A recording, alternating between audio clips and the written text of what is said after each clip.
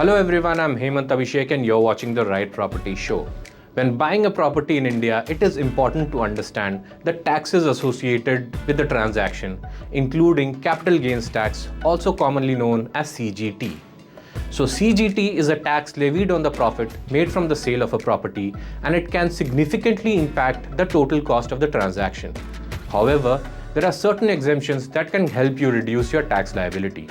Today we will discuss how to qualify for exemptions on the capital gains tax while buying property in India.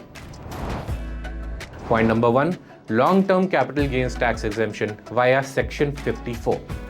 So if you hold a property for more than 2 years, it is considered a long-term asset, and the profits from the sale of such assets are taxed at lower rate. However, if you invest the gains in another residential property within 2 years of the sale, or construct a new property within 3 years, you can claim an exemption from the long-term capital gains tax. The exemption is available only on the sale of a residential property and not on the sale of commercial property. Point number 2. Capital gain losses. You can also set off your capital gain losses in order to save on capital gains tax. If your losses are from a prior date, then you can set your capital gain profits against them. Point number 3. Investing in capital gains account scheme. Another way to save on capital gains tax is by investing the profit amount in capital gains account scheme of certain public sector banks. This is helpful in particular if you are not constructing a house immediately after benefiting from a capital gain, but plan to do so sometime in the near future. Investing in capital gains account gives 3 years time to get your property construction started or save on capital gain, else amount will be taxed accordingly. Point number 4. Investing in bonds. Under Section 54 EC, you can claim an exemption from long-term capital gains tax if you invest the gains in specified bonds issued by the National Highway Authority of India or the Rural Electrification Corporation within 6 months of the sale. The maximum exemption under this section in a financial year is Rs 50 lakhs.